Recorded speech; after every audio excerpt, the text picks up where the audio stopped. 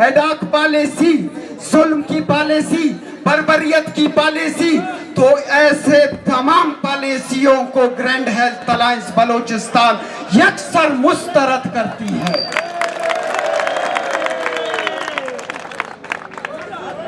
कल रात को एक नोटिफिकेशन निकलता है, जरा मुजायका खेज बात तो सुन ले कि एक नोटिफिकेशन निकलता है डिप्टी कमिश्नर के ऑफिस से कि वहां पे असिस्टेंट कमिश्नर मोहतरम साहब वो डिप्टी कमिश्नर को लिखते हैं कि ये जो लोग बाहर निकल रहे हैं आप इन सब की प्रोफाइलिंग करके नाम मुझे दे दीजिए।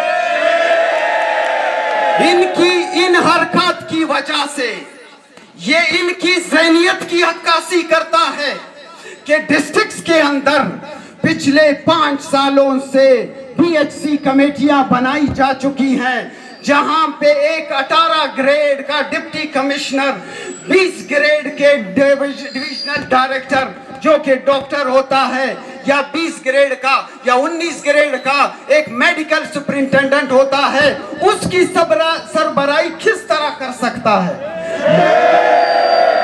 इनकी इस अनानियत को देखने के लिए आप जरा डिस्ट्रिक्ट्स का रुख कर ले कि ये ब्यूरोक्रेट कितने अनापरस्त हैं कि जब वहां पे कोई भी इशू होता है तो वो दुखी में वैक्सीनेटर्स को हद से बेजा में रखते हैं, तो कानून कहां गई?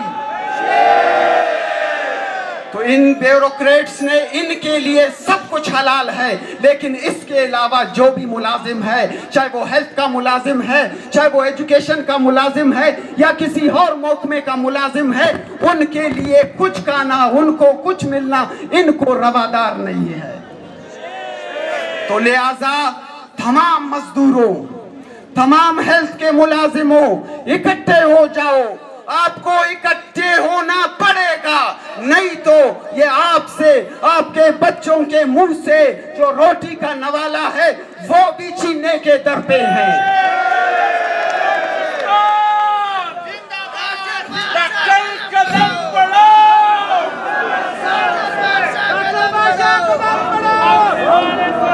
गुज़िश्ता रोज हमें एक मुज़ाकरात के लिए दावत दी जाती है और वहां पे बताया जाता है कि आप ये रैली न निकाले, हम आपके तमाम मुतालबात को तस्लीम करते हैं। और उन मुतालबात की तस्लीम की हकीकत क्या है कि आज के अखबारात में देखा जाए कि पशीन के डिस्ट्रिक्ट के लिए कॉन्ट्रैक्ट की मुलाजमतों का अस्पताल की तरफ से अनाउंसमेंट होता है। ये है इनकी सीरियसनेस। इसका मतलब है इनकी प्रायोरिटी हेल्थ नहीं है, इनकी प्रायोरिटी गरीब का सेहत नहीं है, इनकी प्रायोरिटी गरीब के बच्चे का एजुकेशन नहीं है, इनकी प्रायोरिटी इनकी अयाशियां हैं, इनकी मक्कारियां हैं, इनकी जालसाजियां हैं। पिछले दिनों बलूचिस्तान असेंबली के लिए 5 अरब का बजट मंजूर किया जाता है और बताया जाता है गरीब सूबा है। गरीब किसकी बारी पर है? पैरामेडिक्स वाले के बच्चे की बारी पर गरीब है, नर्सेस को पोस्ट देने के बारी पे गरीब है, फार्मासिस्ट को कुछ मराद देने पे गरीब है, टीचिंग कैडर को कुछ देने के लिए गरीब है, ये पीएमए के लिए दोस्तों को कुछ देने के लिए गरीब है।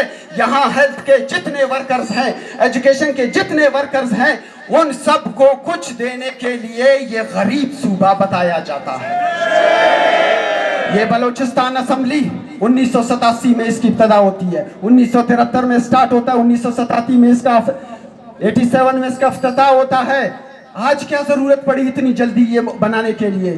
संडेमन प्रोविजनल हॉस्पिटल 19वीं सदी में बनता है, उसके अवाखिर में, यानी 20वीं सदी के इब्तिदा में ये बन जाती है। ताहाल उस वहां पे ना सर्जिकल टावर की मुरम्मत स्टार्ट होती है, ना मेडिकल टावर की मुरम्मत स्टार्ट होती है। 2017 से मेडिकल कॉलेजों की इब्तिदा हो चुकी है।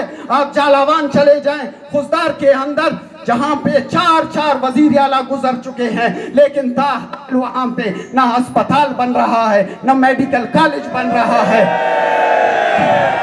यहाँ पे आप लोरलाई चले जाएं, मेडिकल कॉलेज का इफ्तिताह तो हो चुका है, एक एक बैच फारिग हो चुका है, वो आज हाउस जॉब कर रहे हैं, लेकिन ताहाल मेडिकल कॉलेज नहीं बनता है। लेकिन यहाँ ऐसी इमरजेंसी नाफिज हुई है कि ये असेंबली बना दो, क्योंकि यहाँ पर हमारे पैसों से, हमारे टैक्स के पैसों से, हमारे और आपके टैक्स के पैसों से पलने वाली ये जो काबिने बनती है, कैसे बनती है वो भी हमें पता है, कहाँ पे बनती है वो भी हमें पता है। हमारी जबानें न खुलवाओ, हमें यहाँ इस दायरे से न निकलने दो।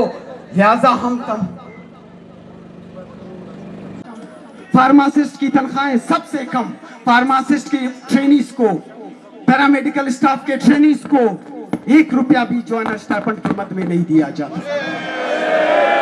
अब इन हालात के अंदर जहां सेक्रेटरिएट के लिए सब कुछ हलाल है, रेक्विजिशन अलाउंस वो लेते हैं, एग्जीक्यूटिव अलाउंस वो लेते हैं, यूटिलिटी अलाउंस वो लेते हैं, यहाँ पे कोई भी कानून उनके ऊपर लागू नहीं होता। कानून मुझ पे और आप पे और हेल्थ पे, एजुकेशन पे, बाकी महकमों पे और गरीब अवाम पे लागू होते हैं।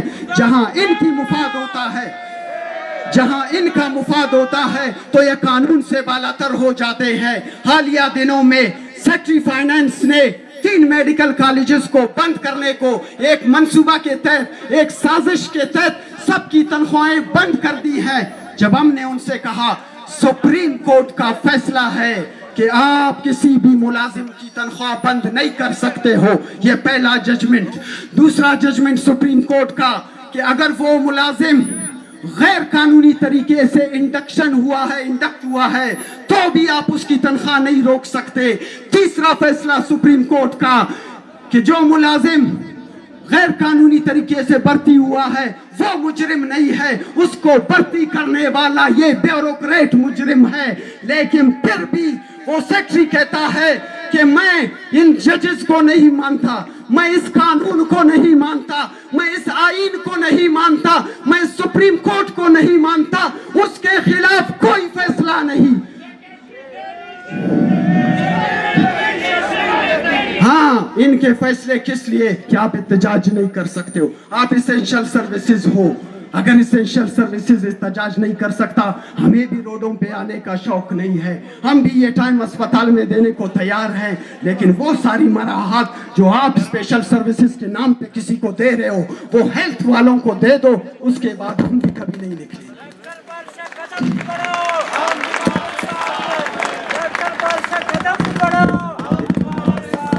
एक और मुज़ायका खेज पॉलिसी, गुज़िश्ता कई दिहाइयों से पोलियो को खत्म करने के लिए WHO जैसा इंटरनेशनल ऑर्गेनाइजेशन लगा हुआ है, ताहाल वो खत्म नहीं हो पा रहा।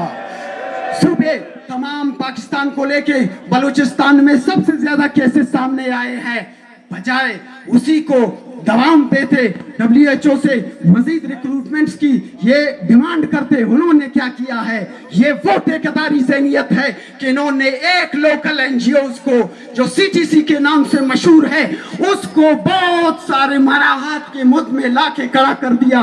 और अब WHO जो काम ना कर सकी इंटरनेशनल ऑर्गेनाइजेशन, वो अब CTC करेगी। ये अजीब मंतक है इन ब्यूरोक्रेट्स की जो किसी को समझ नहीं आता। अब आखिर में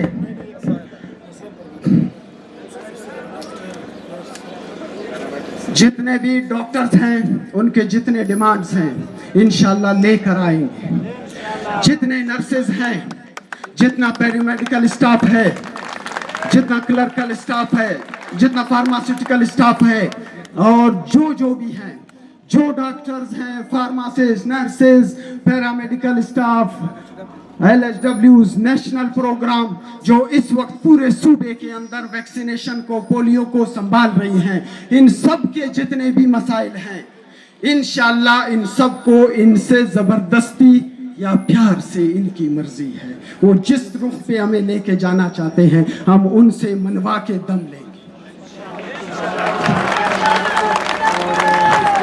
हम कॉन्ट्रैक्ट पॉलिसी को मुस्तरद करते हैं। जो परमानेंट मुलाजमतें हैं, मुस्तकिल मुलाजमतें हैं, वो आवाम को देना पड़ेगा।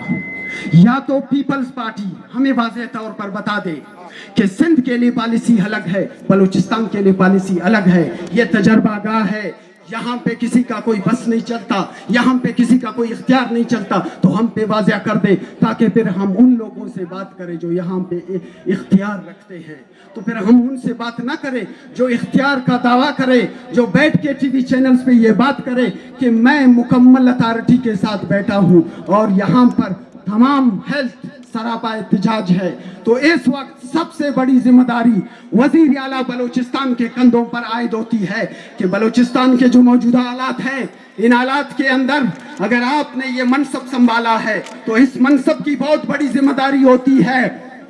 یہ چھوٹے چھوٹے مذاکرات نہ کرواؤ، جہاں ہمیں اتنا مجبور نہ کرواؤ کہ ہم سروسز کے بائیکاٹ پہ آ جائیں۔